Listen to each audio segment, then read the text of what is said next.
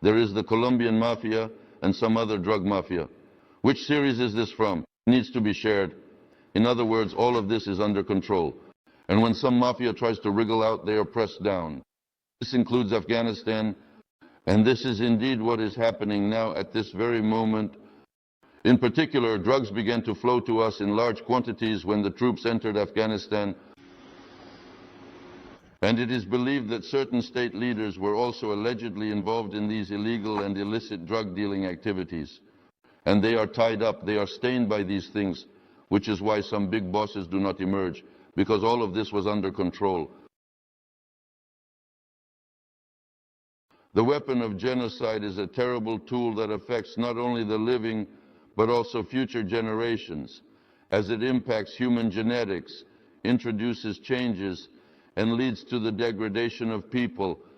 But you cannot drive a car while intoxicated, and certainly not a state. And we saw our leader elected by the people leading orchestras in Germany. It's just some kind of horror. Therefore, the concept of public safety and our party's program state that alcohol should be excluded, at least from the lives of leaders, from practical activities. Yet everywhere, so to speak, we see leaders with a shot glass, and earlier these banquets. At the Central Committee of the Communist Party of the Soviet Union had a disgusting nature throughout the country. Stagnation is often associated with the word binge. And the fight against alcohol has only led to the other side of the coin because prohibition solved nothing. Moreover, it was a powerful maneuver of the global mafia when the people dependent on alcohol decided to take advantage of the opportunities, and now when certain measures need to be introduced, they already say, oh, that was when we fought against alcohol. That is, it was a vaccination made so that now no one would rise against the alcohol genocide. Here is the method of unstructured management. First, they scared a little. The people were all outraged, but even then the results were not bad. Trauma rates sharply decreased, mortality decreased. But parallel to this, vineyards were being cut down, and there were no other measures.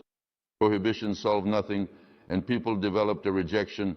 And now, when we talk about the necessity of a sober lifestyle, many say, yes, that has already happened. All of this means it is wrong. That is, the people were given a certain vaccination. By whose efforts? Gorbachev's or Gachev's? Well, it seems that Legachev was a sincere person, but you see, everyone works for themselves to the extent of their understanding, and to the extent of their misunderstanding, they work for someone who knows and understands more than they do. Therefore, many patriots, this formula that I mentioned is very well illustrated by these two pyramids. Here is the structure, and then from, well, what's next? The chief of the tribe can come out of a binge, and a drug addict can get off the needle. Therefore, a more powerful and longer-lasting means of ensuring more stable governance is economic weaponry. That is based on usury. Remember the doctrine of Deuteronomy of Isaiah, not giving your brother any silver, bread, or anything else as interest, but giving to a foreigner as interest, and you will rule over many nations, but they will not rule over you. That is, there is no need to intoxicate or do anything else. Wonderful illustrations. Yes, remind me, so this, a movie was made based on the book The Republic of Shkit. There, this little chubby usurer, what was his name, a merchant, I think, says, good boy, just skinny, do you want some bread? Here this little one stands, yes, I want it, here's a piece for you, you'll return 2 in the evening. This little boy quickly eats this piece, but in the evening he completely gives his entire ration to the usurer, who was doing business with bread, and as a result, he conquered the whole colony. But then the colonists rebelled against him, marked him, and so on. And what is money? The same thing.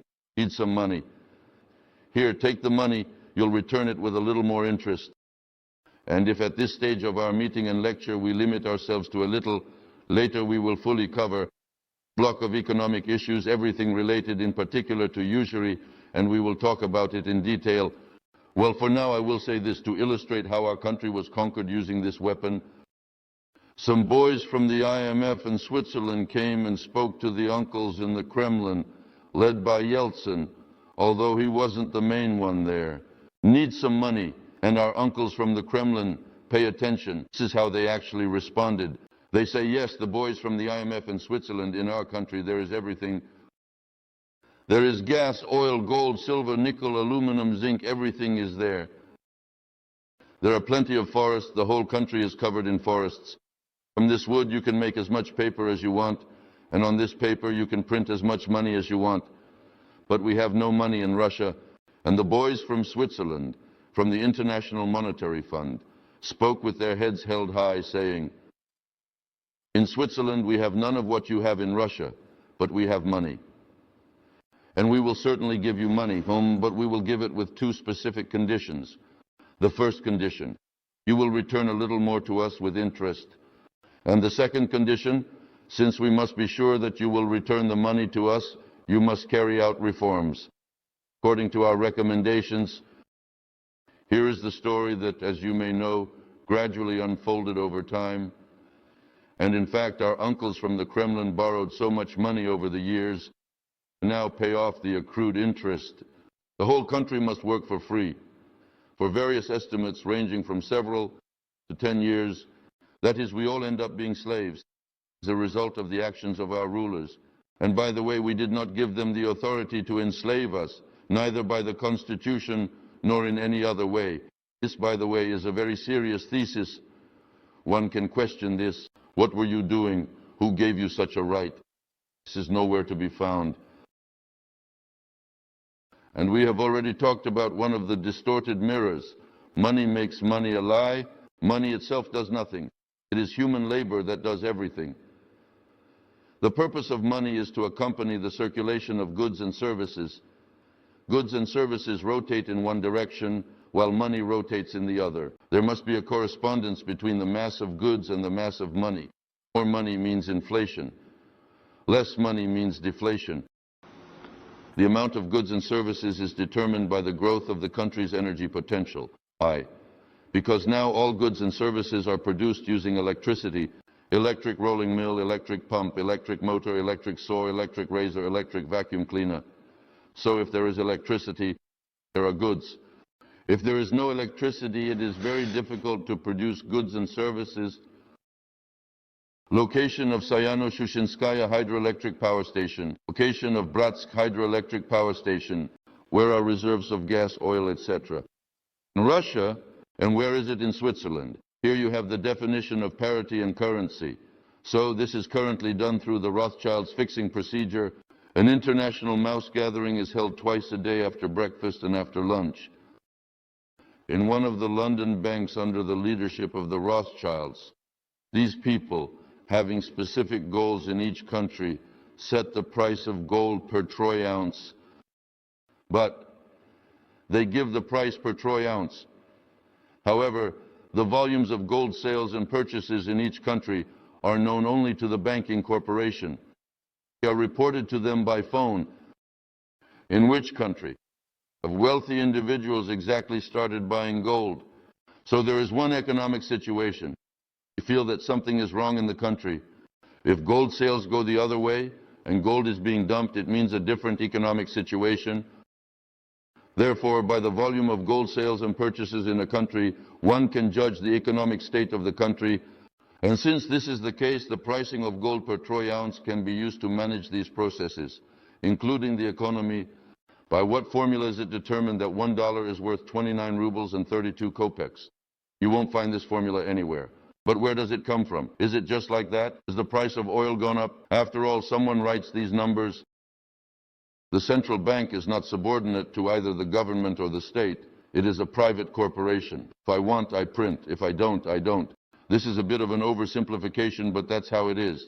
That's why Gerashchenko behaves this way. Putin says that the central bank should be subordinated to the government because money is a tool for managing public processes in the country. What is the credit and financial system? The credit and financial system is a system without structural management. Even the activities of the bank are like that. Imagine you are an entrepreneur. You need to update the equipment at your enterprise. For this you need money. Where can you get money? You go to a banker and say, listen, give me a loan, this and that. And immediately the moment of truth arrives. If the banker gives you a loan, it means your enterprise will continue to exist. If not, cuckoo. So who is indeed the owner at that point? Not the one who owns the bakery or some workshop, but the banker is the owner. Just the time of existence. As long as everything is fine, yes, everything is fine. When needed, it turns out the banker is the owner. Moreover, there was a default in 1998. There was no need to wait for a loan there. That is, everything collapsed immediately. And that's it. It turns out that the credit and financial system probabilistically predetermines people's behavior. Again, you come to the bank and the banker asks, what is your political orientation or something else? If it's not the right one, he won't give you a loan. There you have it, all the freedom of speech, human rights, and other citizen expressions. He did give a loan, but he gave it again with interest. Why was our industry ruined in the country? Someone said to destroy the factories and plants located in the Soviet Union, but that is exactly what was done. Why did buying and selling begin to thrive? Because during the perestroika and reforms, engineers who could not implement their plans during directive address management or command administrative management.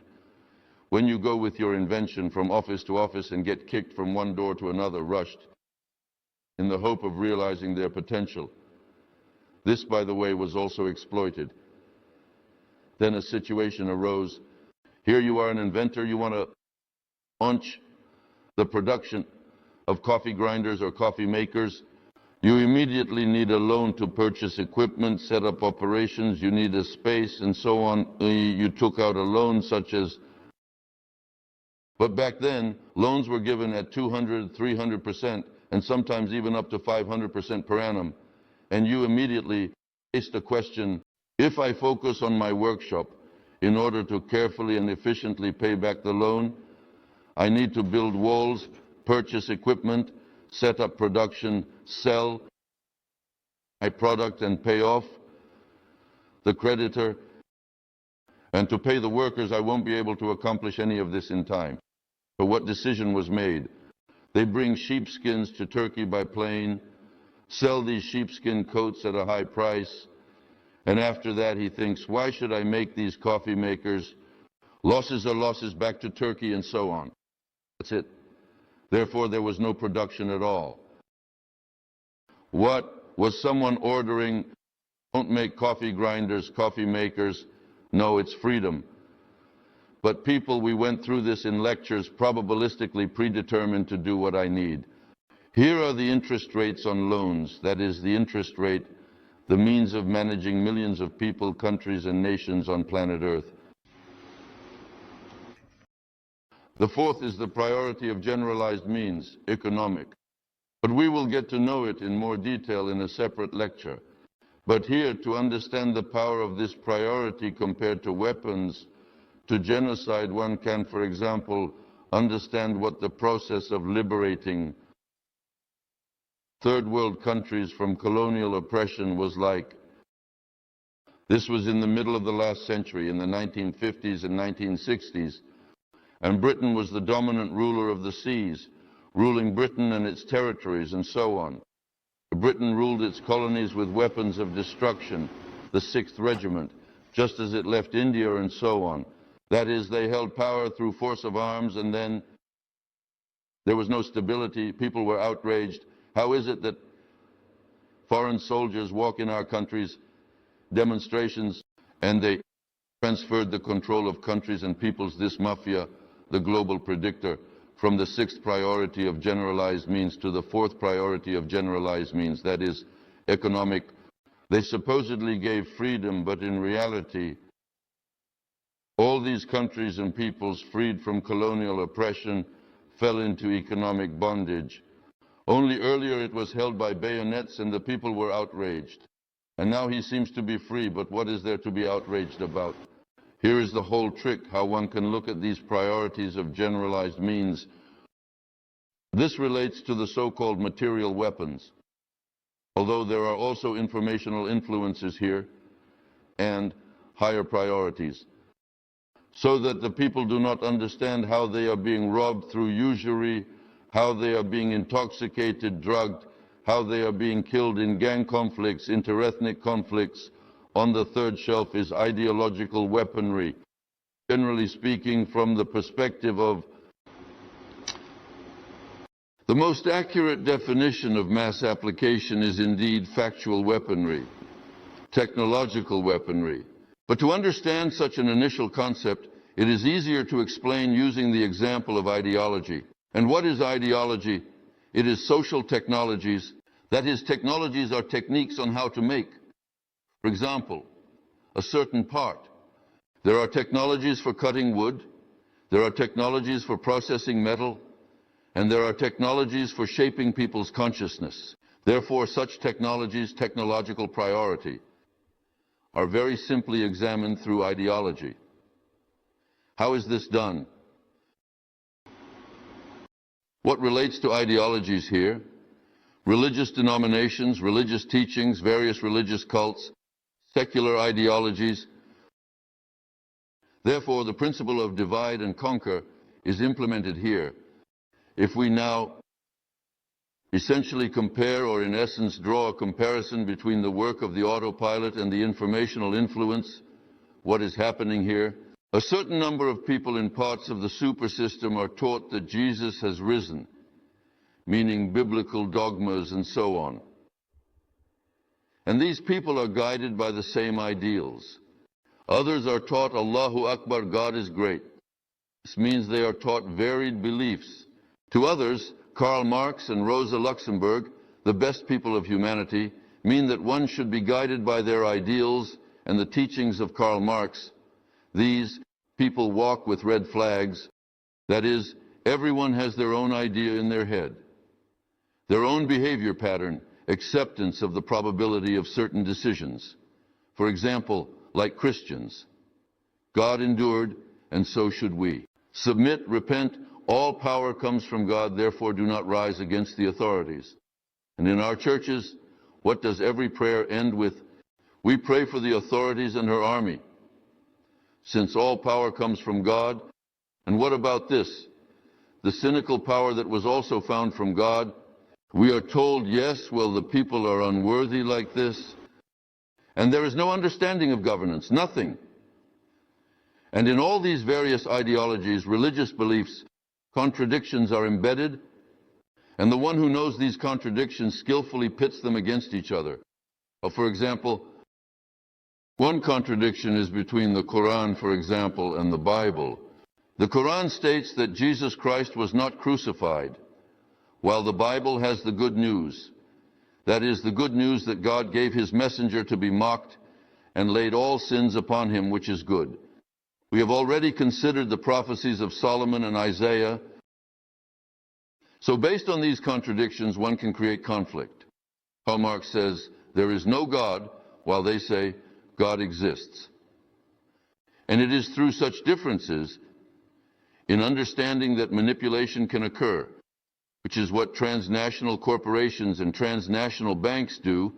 Imagine we are the leaders of a transnational corporation that produces airplanes, helicopters, or ships. We need to sell them. How to sell? There needs to be a war. How to organize a war? Therefore, suddenly, religious antagonisms are stirred up, and they begin to defend their ideals. That's how oil prices went up. A conflict arose, the Indo-Pakistani incident. Some defend one ideal, others another. We sell weapons and so on. It can even be done this way.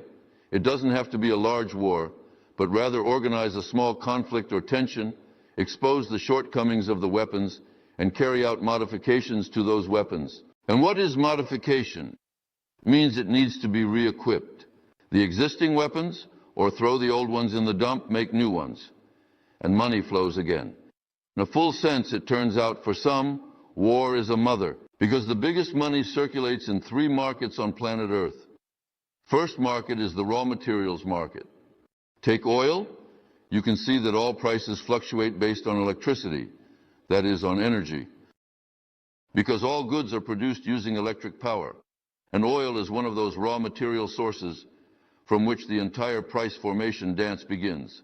Therefore, raw material industries determine everything else. Second place is armaments, and in third place are drugs. Moreover, the drug market is currently more profitable than the arms market even.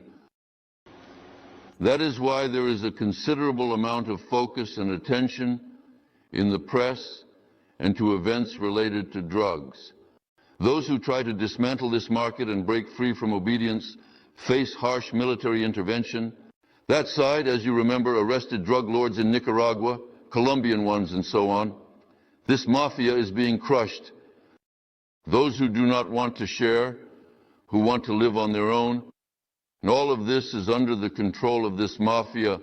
Now, from the position of this same third priority, ideological or technological, one can look at what is happening in our country. During the perestroika years, it was happening, and it is still happening now. One of the methods of controlling and conquering our country. So Pushkin spoke very well about this priority. He said, "Pasture, peaceful peoples, honor and call will not awaken you. To what end the gifts of freedom to the herds? They must be slaughtered or sheared, their inheritance from generation to generation, a yoke with jingles." So we are being herded by various muftis, mullahs, priests, archimandrites, general secretaries, and they shear us like sheep with the help of usury. From the perspective of party building, what has happened to us? They gave us freedom, democracy, and divided us into many parties. Look, agrarian parties defend the interests of peasants. By the way, instead of calling it a peasant party, they use the foreign word agrarian. It sounds more beautiful that way. Peasants. This is again a pull towards everything Western. Agrarian parties, RK, RP, Tilkin, and so on. They are concerned about the interests of workers. The movement in support of the armies is whining, "People, save us!" And the people respond, "Why didn't you save us?" Christians walk in processions, "Jesus is risen." And Muslims, "Allahu Akbar." And so on. We have all been divided. And notice that all these parties are concerned about the people's happiness. But have these concerns made life improved in any way for the people? The village is completely destroyed. Workers are left completely without pay and without work. The army was defeated without a war. There was no war, yet the army was defeated. We will illustrate this further. The parties of industrialists and entrepreneurs, small and medium businesses are perishing, while the orthodox successfully fight against the true believers. But everyone is fighting for the people's happiness. Think about it. What is the trick? Here is a principle, a concept. Divide, incite, rule, and you will dominate over many nations. Moreover, Judaism is manifested here. They are made the scapegoats. And opposing them are Makashov, Barkashov, who say beat the Jews, while all the science, that is, they are to blame for everything. And now, you understand the role of Judaism in this matter. They are hostages, not realizing it themselves, and we tell them that they are merely a tool. And when the tool is submerged, it is thrown away and new ones are taken. The conceptual party essentially asserts that all these parties are integrated into this concept. That is, first and foremost, the leaders themselves do not understand that they are destroying our country with their own hands. Look at the events that have taken place over these years. Rallies, marches, protests. What has it led to? Has any problem been solved? Not a single problem has been solved. Not solved as of now. And we say absolutely no problem will be solved until we change the overall concept. Because within the framework of this concept, it is pointless to fight. Therefore, we are allowed to fight, to defend our rights. In the end, it results in nothing.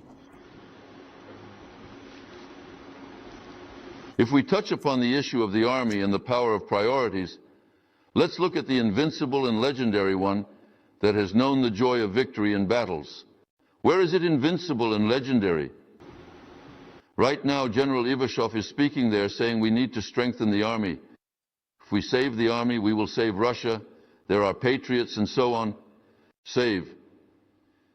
Did we have a weak army or something?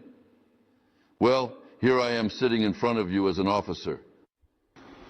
I served in the Space Forces. Did we have weak rockets or something? Or were there too few tanks and were they bad? Well, one could talk about shortcomings. There were nuances. But our army, was feared by everyone. With what did they destroy the army? Let's now look at these priorities. Here it is. The army solves problems through force. The drunkenness of officers and generals, was that really the case? Where can you hide from it? Everyone drank, the whole country drank, and officers too. Yes, indeed. Moving on. Economic priority. This gave some the opportunity to profit. Can you imagine how much was stolen, grabbed, sold, and resold when the troops were withdrawn from Germany? Or on the contrary, the poverty of junior officers, who, remember, had some salaries, and even now they are poor, which is why they are fleeing the army. That is, the greed of some and the poverty of others. This is precisely the management core in the army. The absence of ideology.